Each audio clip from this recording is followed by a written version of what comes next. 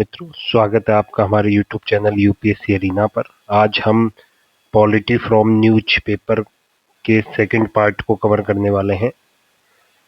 इस second part में हम जनवरी 2024 से मई 2024 तक जो भी न्यूज़पेपर में चर्चा में रहा, और न्यूज़पेपर भी 5 newspaper, the Hindu, Indian Express, Mint, Pioneer, Business Line, इनमें जो भी चर्चा में रहा वो हम सब कवर करेंगे। जो भी टॉपिक चर्चा में रहे उनको प्रीलिम्स पॉइंट ऑफ व्यू से हम देखेंगे।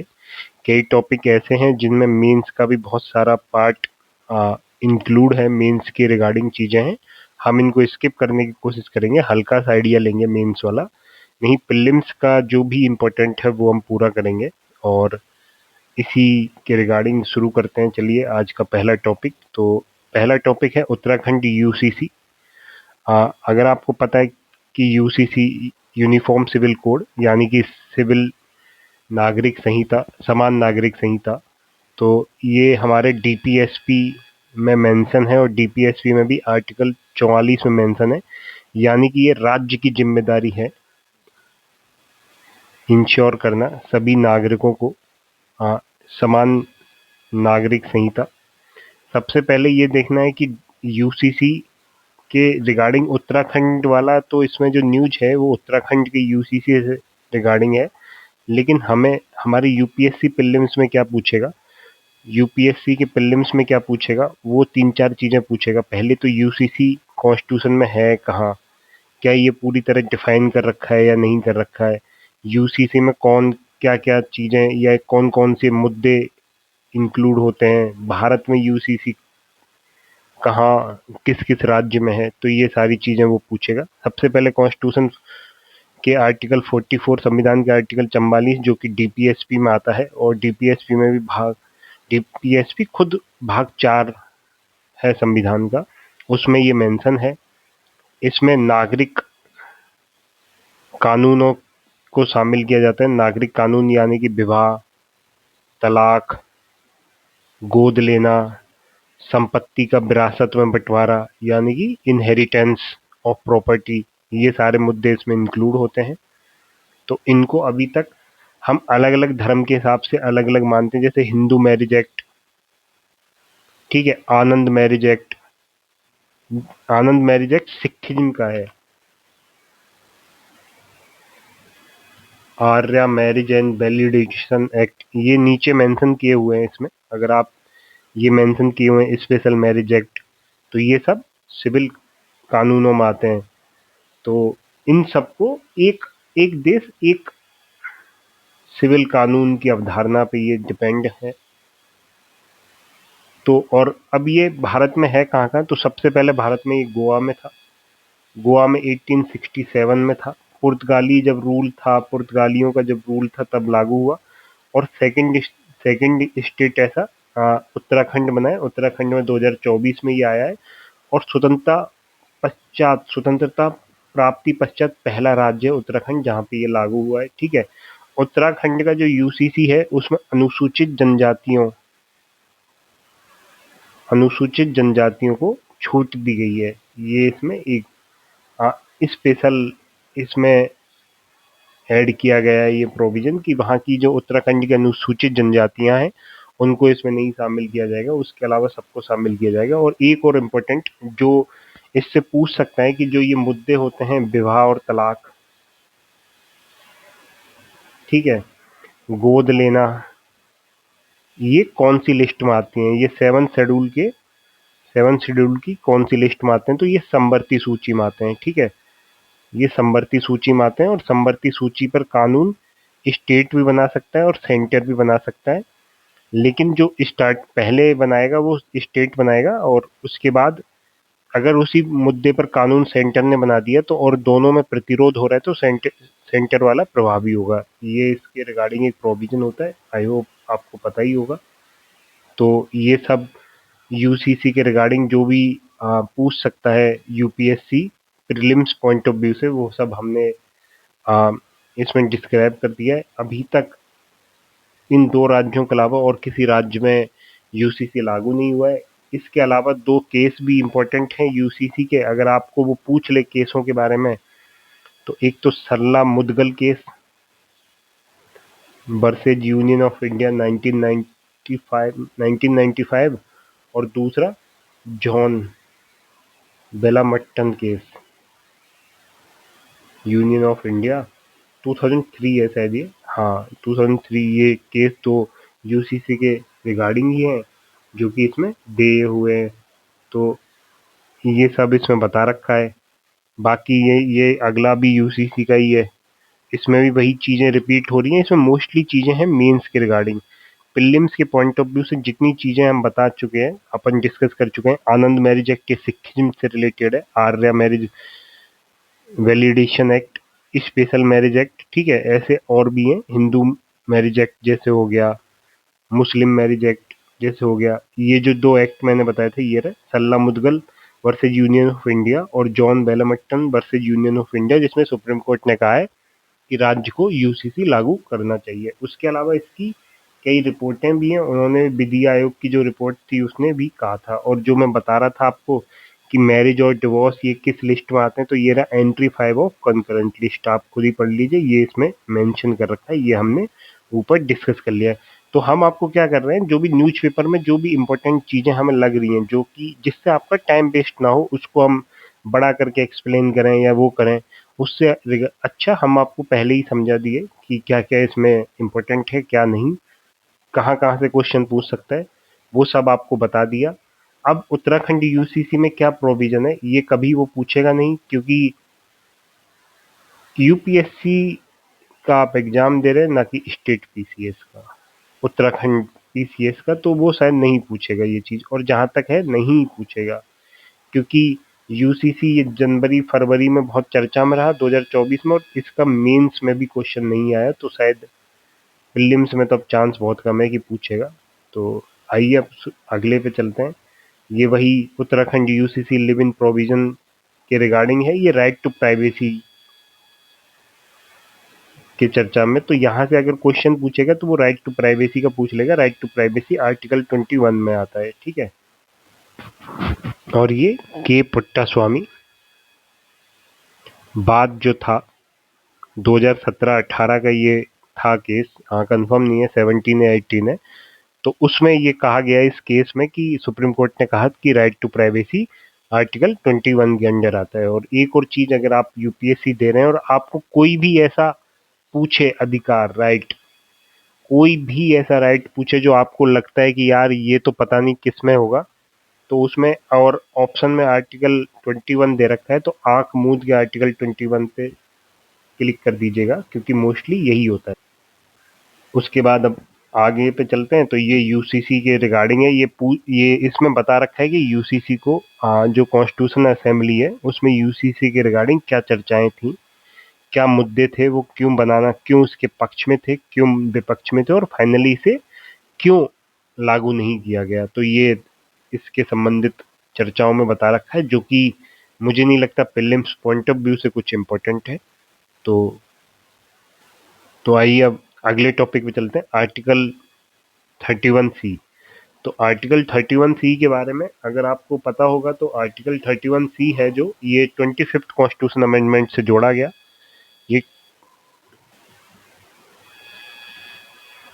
और इसमें कहा गया कि आर्टिकल 39B और आर्टिकल 39C को लागू करने के लिए बनाए गए किसी कानून को अनुच्छेद 14 के उल्लंघन के आधार पर चुनौती नहीं दे सकते। सिर्फ अनुच्छेद 14 का अगर वो कानून जो कि आर्टिकल 39B और 39C को लागू कर रहा है, उसको सिर्फ इस कारण चुनौती नहीं दे सकते हैं कि वो अनुच्छेद 14 का उल्लंघन कर रहा है, यानी कि वो अनुच्छेद 14 का उल्लंघन कर सकते हैं। तो इसके रिगार्डिंग एक और चीज है, जब 25वें संविधान संशोधन में ये कहा गया, तो 42वें संविधान संशोधन में ये जो प्रावधान थे कि ये अनुच्छेद 14 के आधार पर उल्लंघन नहीं कर सकते हैं, ये पूरा विस्तार, इसका विस्तार कर दिया गया। यहाँ पे ये 2 आर्टिकल तक ही सीमित है।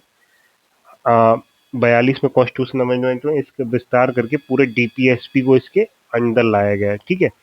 उसके बाद मिनर्वा मिल्स केस हुआ।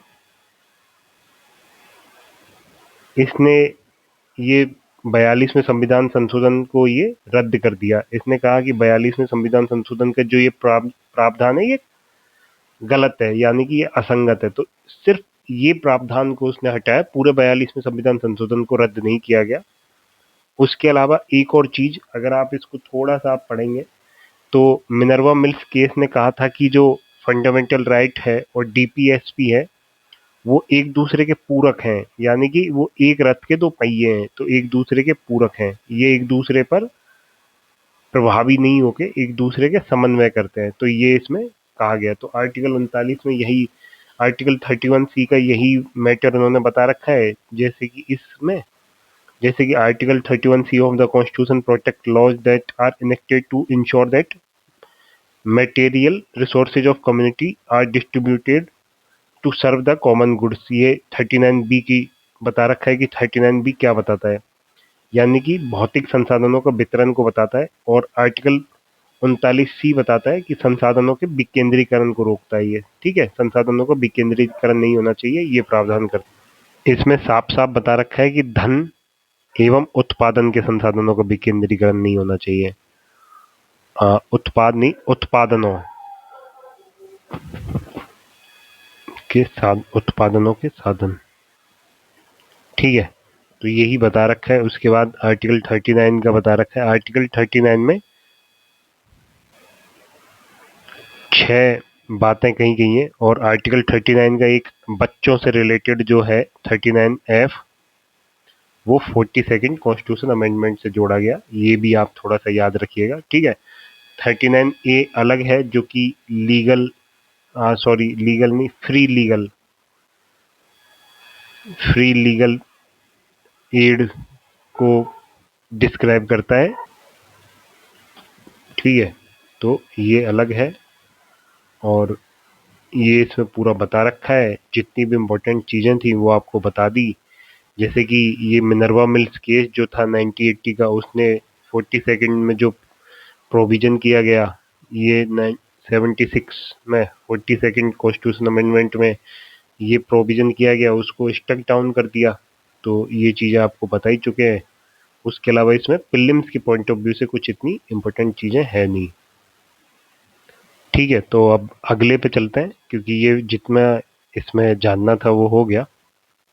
तो अगला जो है आर्टिकल वो है एक साथ चुनाव से रिलेटेड। तो एक साथ चुनाव पे अभी क्या हुआ था कि रामनाथ, जो भारत के पूर्व राष्ट्रपति थे रामनाथ कोविंद साहब, उनकी अध्यक्षता में एक समिति गठित हुई थी और उसने अपनी रिपोर्ट राष्ट्रपति को सौंप दी है, ठीक है, एक साथ चुनाव के लिए। तो सबसे पहले ये जान लेते हैं एक साथ चुनाव के बारे में, थोड़ा सा बेसिक जान लेते हैं कि 1967 तक हमारे भारत के सेंटर और स्टेट लेजिस्लेटिव के चुनाव एक साथ ही हुए थे। 1967 तक 4 चुनाव हुए थे, 1952, 1957, 1962 और 1967। उसके बाद रीजनल पार्टीज का उदय हुआ और नई नई राज्यों में नई नई पार्टीज की सरकार बनने लगी, और जिससे कि थोड़ी गठबंधन सरकार हो आने लगी, जिससे कि कोलिशन होना स्टार्ट हो गया। तो एक साथ चुनाव का मतलब है कि एक निश्चित तिथि को किसी एक निर्वाचन क्षेत्र में, पूरे भारत में एक ही दिन चुनाव करवाने से इसका मतलब नहीं है, बल्कि किसी निर्वाचन क्षेत्र में, किसी एक फिक्स निर्वाचन क्षेत्र में एक ही तिथि को लोकसभा और स्टेट लेजिस्लेटिव असेंबली के चुनाव एक ही दिन एक साथ करवाने से मतलब है। यानी कि मानिए पूरा राजस्थान में 1 तारीख को पूरे चुनाव हो जाएं लोकसभा और स्टेट लेजिस्लेटिव के, और यूपी में ये 5 तारीख को हो, ठीक है। तो ये भी एक साथ चुनाव के प्रोविजन में ही आता है, क्योंकि एक निर्वाचन क्षेत्र में एक साथ चुनाव हो रहे हैं। इसमें अभी जो प्रोविजन किए गए हैं वो स्टेट लेजिस्लेटिव असेंबली और लोकसभा के लिए किए गए। म्युनिसिपल पार्टीज को शामिल नहीं किया गया है इसमें अभी तक पूरी तरीके से, ठीक है। अभी ये सिर्फ सिफारिशें आई हैं, लागू नहीं हुआ है। दूसरा, ये इसमें 5 साल की एक नियत अवधि फिक्स की जा रही है, मतलब 5 साल किसी भी असेंबली का कार्यकाल होगा। लेकिन उससे पहले यदि वो कोई असेंबली भंग हो जाती है तो वो असेंबली का जो अगला चुनाव होगा वो उस शेष अवधि के लिए होगा, यानी कि जो पंचायतों में जो प्रोविजन है सेम लागू होगा। ये 5 साल के लिए प्रोविजन 5 साल के लिए है, उसके बाद कोई असेंबली मानिए 3 साल में भंग हो जाती है, तो जो नया चुनाव होगा वो 2 साल के लिए होगा, ना कि 5 साल के लिए। ये थोड़ा-सा आप याद रखिएगा। एक साथ चुनाव का मतलब क्या है, ये आप थोड़ा-सा याद रखिएगा। और क्यों करवा रहे हैं, इसका ये है कि भैया व्यय बहुत ज़्यादा हो जा रहा है, और जब-जब चुनाव होता है, तो उसका एक सबसे बड़ा वो है कि जो प्रशासनिक मशीनरी का खर्च है या उस पे दबाव ज़्यादा होता है, और हर महीने 4 या 5 स्टेट में चुनाव होते ही होते हैं, तो वहाँ पे एमसीसी लागू होती होती है, तो पॉलिटिकल पार्टीज का प्रचार प्रसार चलता है, तो वहाँ पे विकास कार्यों को ज़्यादा गति नहीं मिल पाती है, वो प्रभावित होते हैं, तो इस कारण ये सब चीज़ें करवाई जा रही है। तो इसका जो है अपन ने मोटा मोटा थोड़ा सा देख लिया जो प्रीलिम्स पॉइंट ऑफ व्यू से है। वैसे ये जहाँ तक आएगा नहीं, क्योंकि ये अभी तक सिर्फ सिफारिशें चल रही हैं, लागू नहीं हुई है, और यूपीएससी हवा में तीर नहीं मारेगा जहाँ तक मुझे लगता है। इसकी सिफारिशें किसने की हैं, तो सिफारिशें की हैं लॉ कमीशन की, जो रिपोर्ट थी 1999 की, उसने इसकी सिफारिश की है। एक लॉ कमीशन ने एक ड्राफ्ट रिपोर्ट अपनी सौंपी थी 2018 में, उसने भी इसकी सिफारिश की है। उसके बाद एक पार्लियामेंट्री कमेटी थी, parliamentary standing committee on personnel public grievance law and justice, ठीक है, इसने भी इसकी सिफारिश की है। अगर आपने पार्लियामेंट्री कमेटी वाला टॉपिक पढ़ा होगा, तो ये स्टैंडिंग कमेटी है, इसमें 31 मेंबर होते हैं, ठीक है, इसमें 31 मेंबर होंगे जो दोनों हाउसेज से होंगे। दूसरी बात, ये राज्यसभा की कमेटी है। टोटल पार्लियामेंट्री स्टैंडरी कमेटी जो होती है, स्टैंडिंग कमेटी, वो 24 होती हैं, जिनमें 16 लोकसभा के अंतर्गत होती है, 8 राज्यसभा के अंतर्गत होती हैं। तो इन 8 में ये एक कमेटी है, ठीक है, ये आपको थोड़ा सा याद रखना है। 31 इसके सदस्य होते हैं, राज्यसभा के अंतर्गत है, ये थोड़ा सा इसमें याद रखना है। इसके सदस्य 21 प्लस 10, 21 लोकसभा से, 10 राज्यसभा से, और 1 साल इनका कार्यकाल होता है, ठीक है। ये इसका थोड़ा सा आपको याद रखना है। उसके बाद एक साथ चुनाव के रिगार्डिंग जितनी भी चीज़ें थी हमने कर ली, और उसमें भी हमने थोड़ा बहुत जो चीज़ें चाहिए थी, जो हमको जानना था थोड़ा बहुत, वो हमने पढ़ ली, जैसे कि पार्लियामेंट्री स्टैंडिंग कमेटी। उसके बाद आर्टिकल, ये थोड़ा सा आर्टिकल देख लीजिए, आर्टिकल 83, आर्टिकल 85, आर्टिकल 172, आर्टिकल 174, कि इनमें क्या क्या और किस किस के बारे में क्या क्या चीज़ें बता रखी हैं। तो इनको हम एक बार थोड़ा सा एक एक करके देख लेते हैं इधर। जो आर्टिकल 83 है, आर्टिकल 83 ये बताता है कि जो संसद के सदन होंगे उनका टेन्योर कितना होगा, ठीक है। तो ये बताता है कि लोकसभा का टेन्योर है वो 5 साल होगा, और राज्यसभा जो है वो परमानेंट, ठीक है, परमानेंट हाउस होगा, ठीक है। एक इसमें थोड़ा सा आपको याद रखने की जरूरत है, जो आरपी एक्ट है, आरपी एक्ट 1951, ये कहता है कि राज्यसभा के एक मेंबर है उसका टेन्योर 6 साल होगा। ये राज्यसभा का टेन्योर नहीं बताता है आरपी एक्ट 1951, ये राज्यसभा के एक मेंबर, यानी कि जो राज्यसभा का एमपी है, राज्यसभा का, उसका टेन्योर बताता है कि वो 6 साल होगा, और ये आरपी एक्ट 1951, ठीक है। आर्टिकल 85 ये बताता है सत्रों के संबंधित प्रावधान बताता है कि जो सदन है, लोकसभा एवं राज्यसभा है, उसमें सत्रों के संबंध में प्रावधान ये करता है। और इसमें एक बात जो पीवाईक्यू में भी पूछा गया है, ये चीज इसमें ये नहीं बता रखा है कि कितने सत्र होंगे, ठीक है, ये नहीं बता रखा है। इसमें एक लाइन लिखी हुई है कि 2 सत्रों के मध्य मैक्सिमम अवधि वो 6 माह होगी, ठीक है। तो ये इन्होंने एक बात कह रखी है, ठीक है। उसके अलावा 172 जो आर्टिकल है वो स्टेट लेजिस्लेटिव असेंबली के टेन्योर की बात करता है, जो कि 5 साल है, और 174 स्टेट लेजिस्लेटिव असेंबली के सत्रों के संबंधित प्रावधान बताता है। और ये इसमें भी वही चीज मेंशन है कि 2 सत्रों के बीच 6 माह मैक्सिमम अवधि हो सकती है, ठीक है। ये चीज इन्होंने दे रखी। अब जो भी इस पूरे पेज में जो कुछ मेंशन था वो आपको बता दिया, जो प्रीलिम्स पॉइंट ऑफ व्यू से इम्पोर्टेंट था वो समझा दिया। आर्टिकल 83, 85, 172, 83, 85, 172 और 174 को बता दिया, आरपी एक्ट 1951 का प्रोविजन बता दिया राज्यसभा के रिलेटेड। उसके अलावा जो भी इसका कब तक कब हुए चुनाव एक साथ वो बता दिए, ठीक है। और ये पार्लियामेंट्री स्टैंडिंग कमेटी के बारे में थोड़ा सा आपको समझा दिया कि प्रोविजन क्या है, ठीक है।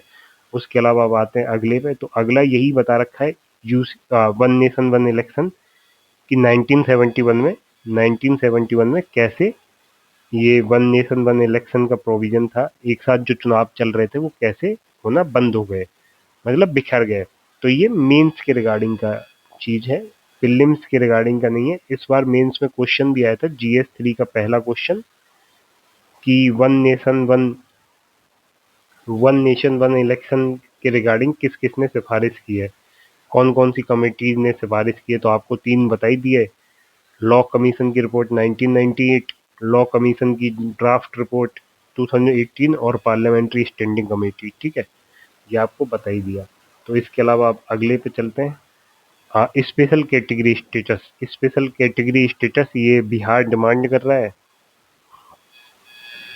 स्पेशल कैटेगरी स्टेटस ये फिफ्थ कॉन्स्टिट्यूशन जो फिफ्थ फाइनेंस कमीशन था उसकी सिफारिश पे ये प्रारंभ किया गया। इसमें बेसिकली क्या था कि कुछ इकोनॉमिकली और जोग्राफिकल पिछड़े जो राज्य हैं उनके विकास में सेंटर को अतिरिक्त सहायता देने के प्रोविजन या के उद्देश्य से ये स्पेशल कैटेगरी स्टेटस का गठन किया गया। इसकी 5 शर्तें हैं कि 5 शर्तें, अगर ये 5 कैटेगरीज में अगर कोई स्टेट आ रहा है तो वो स्पेशल कैटेगरी स्टेट कहलाएगा। पहली है हिली और डिफिकल्ट टेरेन, दूसरा है लो पॉपुलेशन डेंसिटी और sizeable share of tribal population, तीसरा है strategic location along international borders, चौथा है इकोनॉमिक एंड इंफ्रास्ट्रक्चर बैकवर्डनेस और पांचवा है non Bible nature of state finances, ठीक है। ये 5 इसके वो हैं। उसके बाद ये फिफ्थ फाइनेंस कमीशन ने इसके रिकमेंडेशन दिया। फिफ्थ फाइनेंस कमीशन ने जब इसकी रिकमेंडेशन दिया तो 1969 में पहली बार 3 राज्यों को इसकी स्पेशल कैटेगरी स्टेटस की सूची में शामिल किया गया, उनको दर्जा दिया गया। उसमें जम्मू कश्मीर, दूसरा असम और तीसरा था ये शायद में नागालैंड था, हाँ नागालैंड था। स्पेशल कैटेगरी स्टेटस के राज्यों को किस हिसाब से वित्त का आवंटन किया जाएगा उसके लिए गॉडगिल मुखर्जी फॉर्मूला था, ठीक है। और इसका एक प्रोविजन भी था कि जो भी सेंट्रली स्पॉन्सर्ड स्कीम है उसमें केंद्र 90% पैसा देगा और 10% राज्य देगा, जबकि जो बाकी राज्य हैं वहां पे ये रेशियो 60-40 या 80-20 होता है। ये इस एडिटोरियल में भी जो ये आर्टिकल है इसमें भी बता रखा है, ये बता रखा है। और जो 1969 में जो 3 राज्यों को दर्जा दिया गया जो अभी आपको बताया गया वो ये बता रखा है। और अभी जो टोटल स्टेट है वो 11 हो गए, ठीक है। 14th फाइनेंस कमीशन से थोड़ा ये स्टेटस जो स्पेशल कैटेगरी वाला स्टेटस था इस पे थोड़ा सा रोक लग गया है, पूरी तरह रोक नहीं लगा है लेकिन थोड़े इसके प्रोविजन में रोक लग गया है, क्योंकि 14 फाइनेंस कमीशन ने किसी भी राज्य को जो वित्त का आवंटन है उसके लिए फॉर्मूला दिया था, ठीक है, जो कि हम आगे पढ़ेंगे। फॉर्मूला दिया था 2023-2024 दोनों के PYQ आ चुका है। 2014 फाइनेंस कमीशन और 15 फाइनेंस कमीशन का फॉर्मूला थोड़ा सा आपको ध्यान से ये पढ़ना है। क्या पता इस बार 16 फाइनेंस कमीशन गठित हुआ है, क्या पता आ जाए उससे रिगार्डिंग। तो ये जो जितनी भी चीजें स्पेशल कैटेगरी स्टेटस से regarding prelims point of view से आपको बता दी। इसके बाद एक और आर्टिकल हम कवर कर लेते हैं, उसके बाद कुछ 3-4 आर्टिकल और बचेंगे वो हम अगली वीडियो में कवर कर देंगे। तो एक मनी बिल से रिगार्डिंग, तो मनी बिल से रिगार्डिंग क्या है कि आर्टिकल 110 मनी बिल को डिफाइन ही करता है, पूरी तरह डिफाइन करता है, ठीक है, कि कौन कौन से विषय अगर किसी बिल में है तो वो मनी बिल होगा। मनी बिल को कौन डिसाइड करता है कि मनी बिल है या नहीं, तो ये स्पीकर करता है, वो भी लोकसभा का, ठीक है। आर्टिकल 109 जो कि 2024 में पूछा गया था यूपीएससी प्रीलिम्स में, ये बताता है कि प्रोसेस बताता है मनी बिल को कैसे इंट्रोड्यूस किया जाए। इसके रिगार्डिंग एक इम्पोर्टेंट बात कि केवल मंत्री ही मनी बिल को पेश कर सकते हैं, ठीक है। तो ये इसमें इम्पोर्टेंट इसकी रिगार्डिंग बात है, ठीक है। और फाइनेंस बिल, एक फाइनेंस बिल भी होता है आर्टिकल 117 में। इन दोनों के रिगार्डिंग क्वेश्चन आज 2023 के पीवाईक्यू में भी आया था, ठीक है। ये इम्पोर्टेंट थोड़ा सा देख लेना है। फाइनेंस बिल जो है आर्टिकल 117, इसमें दो फाइनेंस बिल हैं, फाइनेंस बिल 1, फाइनेंस बिल 2, ठीक है। फाइनेंस बिल 1 में मनी बिल भी शामिल होता है। इनके रिगार्डिंग एक चीज है जो थोड़ा सा आप देख लीजिए, इधर मनी बिल लिख लेते हैं अपन, इधर फाइनेंस बिल 1 लिख लेते हैं, इधर फाइनेंस बिल सेकेंड लिख लेते हैं। इन तीनों में क्या अंतर है वो देख लेते हैं। केवल लोकसभा में कौन सा पेश किया जाएगा, सबसे पहले जो लोकसभा में पेश होगा वो ये है, मनी बिल है, फाइनेंस बिल 1 है। ये दोनों में कहीं भी पेश किया जा सकता है, ठीक है। राष्ट्रपति की पूर्व सहमति, प्रेसिडेंट की पूर्व सहमति किसको चाहिए होगी, मनी बिल को चाहिए होती है। फाइनेंस बिल 1 को भी चाहिए होती है, फाइनेंस बिल सेकंड को नहीं चाहिए होती है, ठीक है। राज्यसभा द्वारा स्वीकार या अस्वीकार कैसे किया जा सकता है, मनी बिल को नहीं किया जा सकता। फाइनेंस बिल को राज्यसभा स्वीकार या अस्वीकार कर सकती है, फाइनेंस बिल सेकंड को भी कर सकती है, ठीक है। संयुक्त बैठक, जॉइंट सेशन का प्रोविजन किसमें है, मनी बिल में नहीं है। फाइनेंस बिल 1 अंडर आर्टिकल 117(1) और इसमें आर्टिकल 117(2). तो जॉइंट सेशन का प्रोविजन फाइनेंस बिल 1 में है, फाइनेंस बिल सेकंड में भी है, ठीक है।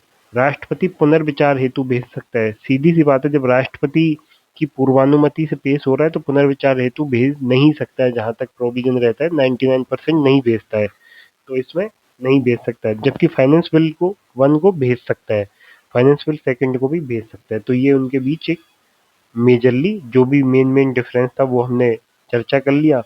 उसके बाद इसमें ज्यादा कुछ बता नहीं रखा है, इसमें बता रखा है कि जो ये एक्चुअली सुप्रीम कोर्ट की एक केस चल रहा है कि सरकार क्या कर रही है कि बिलों को, कुछ कानूनों को मनी बिल के रूप में इंट्रोड्यूस करके उनको पास कर दे रही है और उन पे मेन चर्चा नहीं हो पा रही है। तो इसके रिगार्डिंग एक चीज मुद्दा चल रहा था, वही उसी के लिए आया हुआ है। तो ये हमने बेसिकली मनी बिल को पूरा कर लिया है। उसके बाद अगले एडिटोरियल पे चलते हैं। तो अगला एडिटोरियल है फाइनेंशियली डिवोल्यूशन अमंग स्टेट। तो क्या होता है कि आर्टिकल 270 है वो ये प्रोविजन करता है कि संविधान कुल एकत्रित, जैसे कि यहाँ लिखा हुआ है, ठीक है। ये मैं बता दे रहा हूँ शॉर्ट टर्म में है क्या ये चीज बेसिकली, कि संविधान ये प्रोविजन करता है, प्रावधान करता है कि जो नेट टैक्स कलेक्शन है उसको स्टेट और सेंटर के बीच कैसे डिवाइड किया जाएगा, ठीक है। इसकी एक स्कीम प्रोवाइड करता है। तो इसके लिए आर्टिकल 280 के तहत फाइनेंस कमीशन की सिफारिशों के आधार पर ये डिस्ट्रीब्यूट करते हैं, ठीक है। फाइनेंस कमीशन जो है वो आर्टिकल 280 के तहत गठित होता है। इसमें इसमें 1+4 1+4 मेंबर होते हैं, एक इसका चेयरमैन होता है, 4 और मेंबर होते हैं, ठीक है। इन सब के रिगार्डिंग इन सब की क्या क्वालिफिकेशन होगी, क्या वो इन सब की क्या शर्तें होंगी, उसका जो चीजें उससे रिलेटेड जो आ, सारा वर्णन है वो finance commission miscellaneous provision act 1951 में किया हुआ है, ठीक है। सबका टेन्योर 5 ईयर होगा, पूरे फाइनेंस कमीशन का टेन्योर ही 5 ईयर होगा, ठीक है। ये 5 साल के लिए प्रोविजन करता है। और अभी हाल में 16वां फाइनेंस कमीशन गठित किया गया है अरविंद पनगड़िया जी के अध्यक्षता में, ठीक है। इसका मुद्दा क्या था कि कई साउथर्न स्टेट हैं वो कह रहे हैं कि हमको पैसा कम मिल रहा है, ठीक है। ये इसका मुद्दा था, ये लास्ट ईयर 2024 में खूब चला है। तो ये बात क्यों कह रहे हैं, तो एक्चुअली क्या ये इसलिए कह रहे हैं क्योंकि जो 15th फाइनेंस कमीशन और 14th फाइनेंस कमीशन ने जो नेट टैक्स कलेक्शन को हॉरिजेंटली डिस्ट्रीब्यूशन के लिए जो फॉर्मूला दिया था उसमें पॉपुलेशन को एक बड़े पार्ट में रखा है, 45% पॉपुलेशन को वेटेज दिया गया है, ठीक है। अब नॉर्थर्न जितनी भी स्टेट हैं उनमें पॉपुलेशन ज़्यादा है साउथर्न स्टेट के रिगार्डिंग, ये थोड़ा सा आपको भी पता है। जब ये बात है तो उसके कारण क्या होता है कि साउथर्न स्टेट को कम पैसा मिल पा रहा है, ठीक है।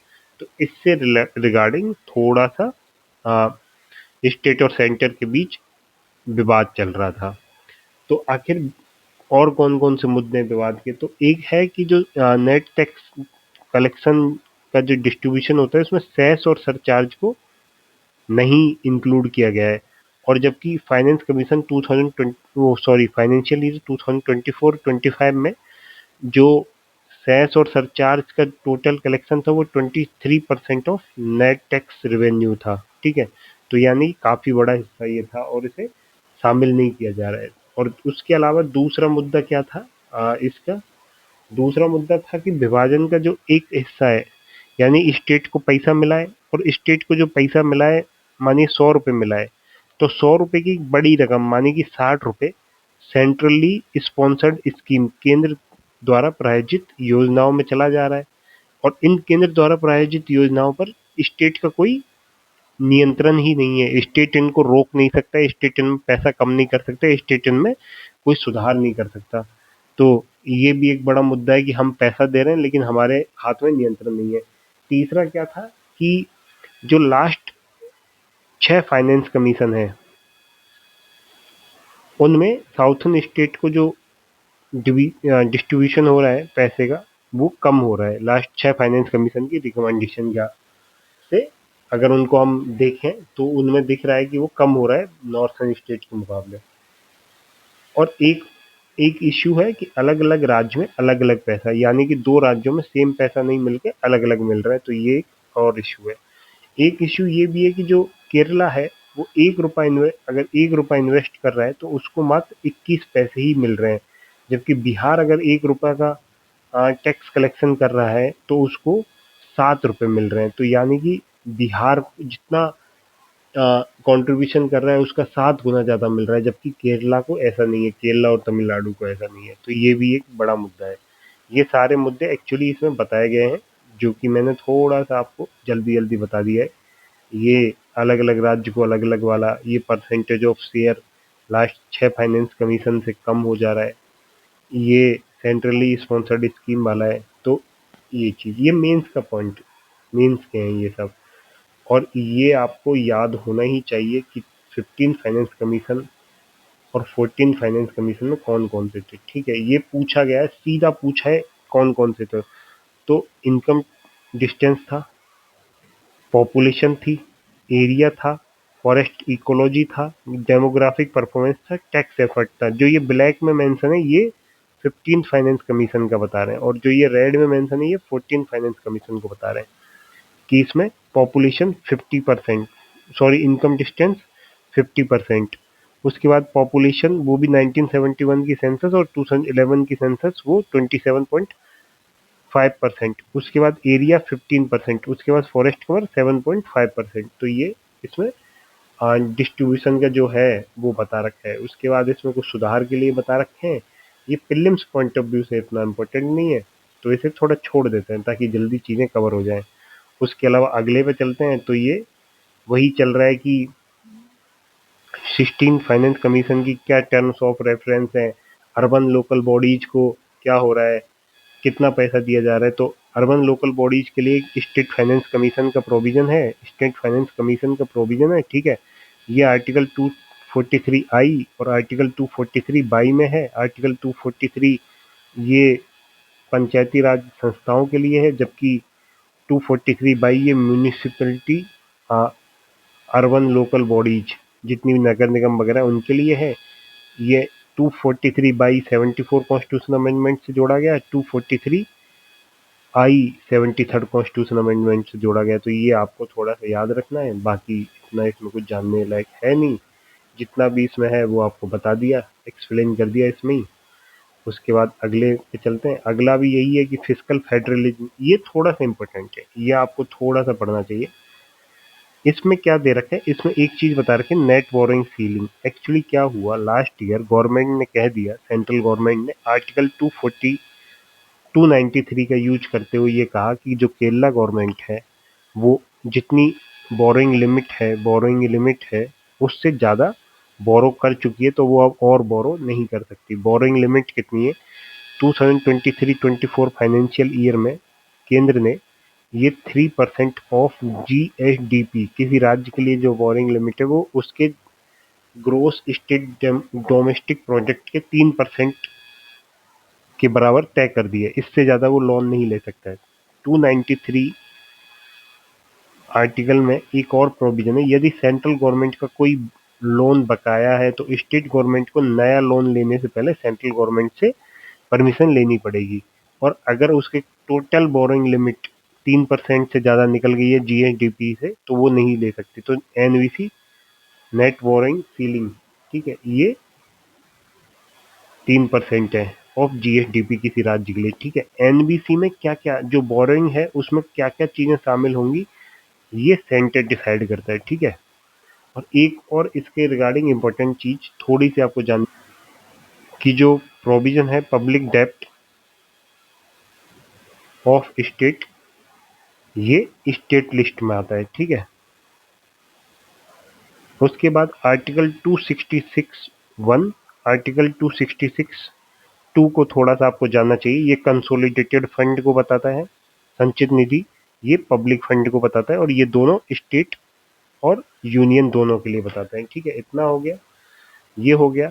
उसके बाद नेट बोरोइंग लिमिट में, नेट बोरोइंग सीलिंग में क्या किया, अब यूनियन गवर्नमेंट ने केरला के लिए जो एक्स्ट्रा बजटरी रिसोर्सेज हैं, यानी कि उसके डिपार्टमेंट और उसके public sector enterprises, state public sector enterprise जो भी मार्केट से लोन ले रहे थे, उनको भी केरला गवर्नमेंट की नेट बोरिंग में ऐड कर दिया है, ठीक है। एक्स्ट्रा बजटरी रिसोर्सेज के बारे में ये पीवाईक्यू है, इसको थोड़ा सा आपको ये चीज़ याद रखना है कि ये बजट में इंक्लूड नहीं होता, यानी कि फाइनेंस फिजिकल एक्सपेंडिचर में इंक्लूड नहीं किया जाता, ठीक है। ये ले तो डिपार्टमेंट और स्टेट पब्लिक सेक्टर इंटरप्राइजेज ले सकते हैं, लेकिन ये चुकाने की जिम्मेदारी गवर्नमेंट की होती है, ठीक है। ये लोन गवर्नमेंट पे ही होता है, लेकिन ये बजट में मेंशन नहीं किया जा सकता है, तो ये थोड़ी सी चीज़ है। उसके बाद इसमें एक आर्टिकल 202 का जिक्र है, article 202 annual finance statement for state के बारे में बताता है। तो जितनी भी इस पूरे इस एडिटोरियल में जितनी भी प्रीलिम्स की रिगार्डिंग चीज़ें थी हमने सारी कर ली हैं, तो अब उसके थोड़ा सा अगले आ जाते हैं। तो ये वही बेसिकली स्टेट और सेंटर के बीच है कि सारी चीज़ें नॉर्थन स्टेट में जैसे कि दिल्ली में है, तो अगर यही हाल रहा तो एक स्टेट साउथर्न स्टेट का एक अलग देश बन जाएगा। तो उसके रिगार्डिंग जो प्रोविजन चलते रहे उससे रिगार्डिंग ये बातें थी, ये इसमें मेंशन कर रखी हैं, तो ये इतना प्रीलिम्स के लिए जानने लायक बिल्कुल भी है नहीं। उसके बाद इलेक्टोरल बॉन्ड्स, ये पिछले 5 महीने जनवरी से मई के 5 महीने में ये 13 बार 11 बार न्यूज में था। ये थोड़ा सा आपको जानना है, ठीक है। इलेक्टोरल बॉन्ड, इसका ये नहीं पूछेगा, इससे बस एक ही चीज पूछ सकता है अगर प्रीलिम्स में आएगा, तो वो ये आएगा। अगर पूछी उसने प्रीलिम्स में तो राइट टू इन्फॉर्मेशन ये किस में मेंशन है, तो राइट टू इन्फॉर्मेशन ये आर्टिकल 19(1)(a) के तहत फंडामेंटल राइट है, ये पूछ सकता है और कुछ नहीं पूछेगा। उसके अलावा इसमें वही चीजें बता रखी हैं कि हुआ क्या क्या, और इसमें कौन कौन से एक्ट यूज किए सुप्रीम कोर्ट ने ये बताने में कि ये अनकॉन्स्टिट्यूशनल है। एक सेकंड, ये भी थोड़ा सा आप याद रखिएगा कि ये जो इसमें दो तीन ही चीज थी कि जो आरपी एक्ट 1951 है वो एक कैंडिडेट कितना खर्च कर सकता है इलेक्शन में, इस पे रोक लगाती है, ठीक है। पार्टी कितना खर्च कर सकती है इस पे रोक नहीं लगाता है, ठीक है। तो भारत में एक पार्टी इलेक्शन में कितना खर्च कर सकती है इसकी कोई लिमिट नहीं है। दूसरा, किसी भी पार्टी को डोनेशन कितना दिया जा सकता है पार्टी या इंडिविजुअल को, इसकी भी कोई लिमिट नहीं है। तो ये इसके रिगार्डिंग बताता है। पूरा मेंस का टॉपिक है, प्रीलिम्स के रिगार्डिंग जितनी भी इंपॉर्टेंट चीजें थी आपको अभी तुरंत बता दी गई हैं, ठीक है। उसके बाद ये आपका वही चल रहा है, इलेक्टोरल बॉन्ड और पॉलिसीज मेकिंग इन्फ्लुएंस को इसमें बताया गया है, जो कि मेंस का टॉपिक है।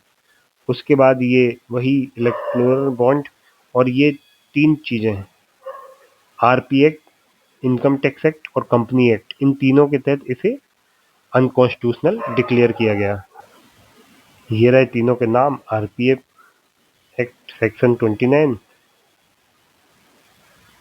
इनकम टैक्स एक्ट और फाइनेंस एक्ट 2017 में कंपनी एक्ट, ठीक है।